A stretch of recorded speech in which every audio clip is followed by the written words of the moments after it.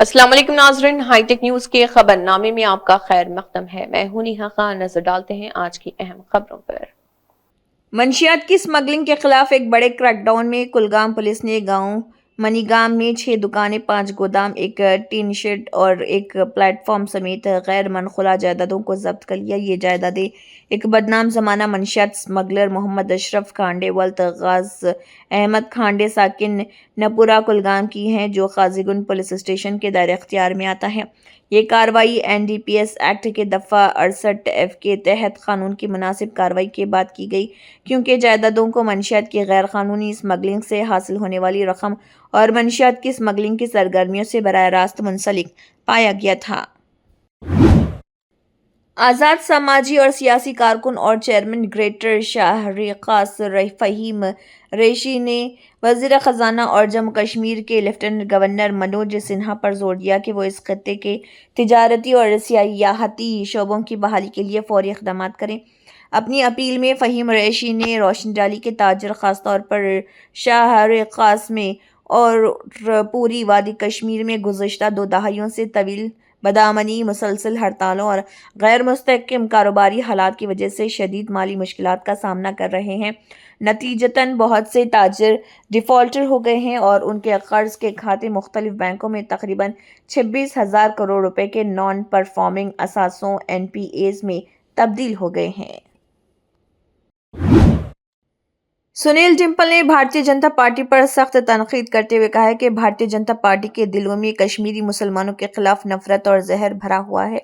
انہوں نے کہا کہ آرٹیکل 370 جموں کشمیر کے عوام کا آئینی اور جمہوری حق تھا، جسے ختم کر کے ریاست کی خصوصی حیثیت کو نقصان پہنچایا گیا۔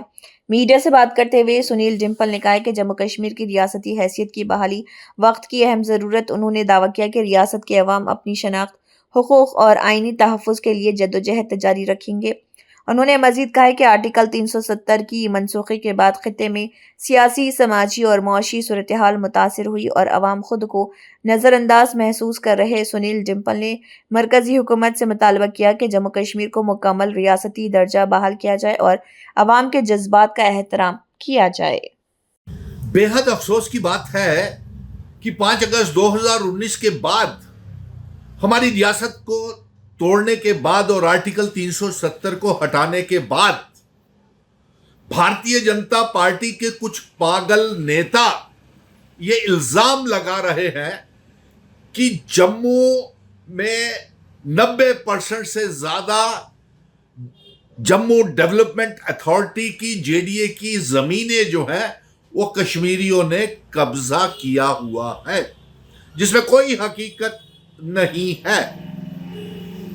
یہ بھارتیہ جنتا پارٹی کے دماغ میں، دل میں کتنا زہر، کتنی نفرت کشمیر، چناؤ ویلی، پیر پنجال کے لیے بھری ہوئی ہے، جو یہ کبھی یہ کہتے ہیں کہ خطہ پیر پنجال کیا ہے، چناؤ ویلی کیا ہے۔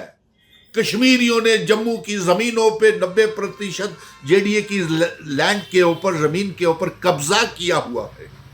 اسی لیے ہم یہ مانگ کر رہے تھے 5 اگست 2019 کے بعد یہ جنگ کا اعلان کیا ہے کہ آرٹیکل 370 ہم پھر سے واپس لائیں گے، اپنی ریاست کا درجہ واپس لائیں گے، اور جن شرطوں کے اوپر جموں کشمیر، لداخ، POK، گلگت بلٹستان کا الحاق بھارت کے ساتھ ہوا ہے، وہ ریاست ہمیں واپس چاہیے جن شرطوں کے اوپر الحاق بھارت کے ساتھ ہوا ہے، اور وہ دن دور نہیں ہے۔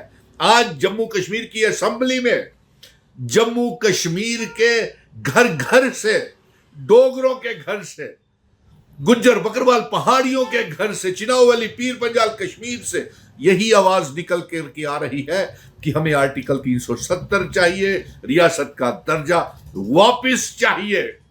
یہ نفرت کی دیواریں کھڑی کرنے کے لیے آج انہوں نے ایک اور شگوفہ پاگل بھارتیہ جنتا پارٹی کے 29 MLAs نے یہ چھوڑ دیا۔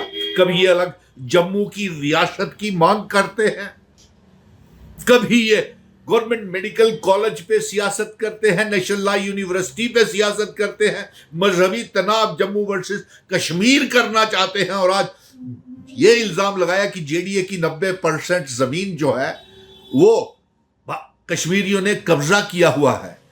یہ leader of the opposition Sunil Sharma, شام لال شرما اور ان کے اکا دکا اور ایم ایل ایز, کم پاگل ایم ایل ایز, یہ الزام لگا رہے ہیں تاکہ نفرت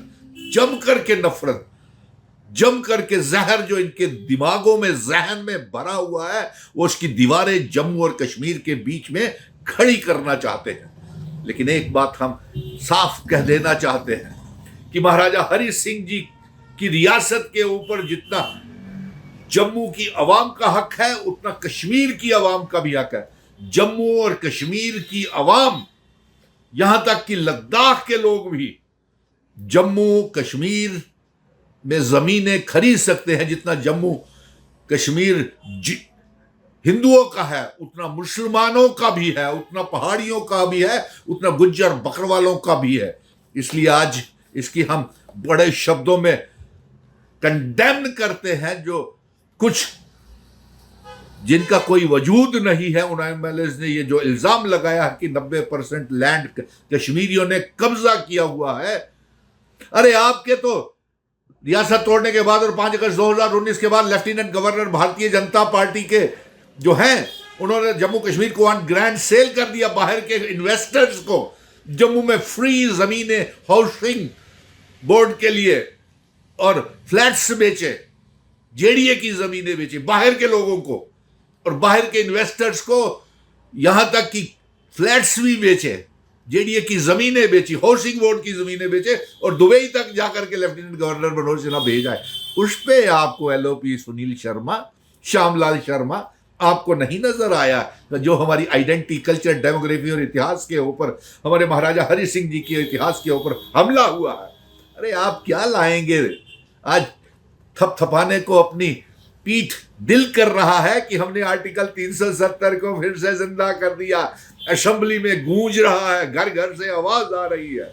اور میں چنی ہوئی سرکار سے یہ کہوں گا جلد سے جلد آرٹیکل 370 کے لیے ایک بل ریزولوشن پاس کریں اسمبلی میں کہ جموں کشمیر کی عوام کو پوچھے بنا ہمارا آرٹیکل 370 کو بھارتیہ جنتا پارٹی نے غیر آئینی طریقے سے توڑا ہے.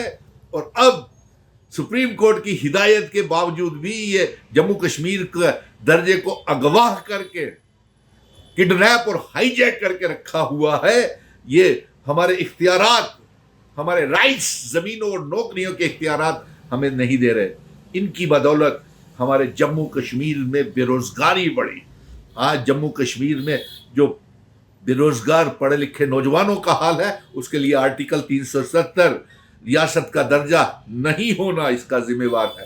آج آرٹیکل 370 ہوتا تو آج ہماری ریاست خوشحال ہوتی, بچہ اس کا جموں کشمیر کا پڑھا لکھا نوجوان خوشحال ہوتا. لیکن آپ نے کبھی جے ڈی اے کی 90% لینڈ کے اوپر کشمیر نے قبضہ کر لیا ہے.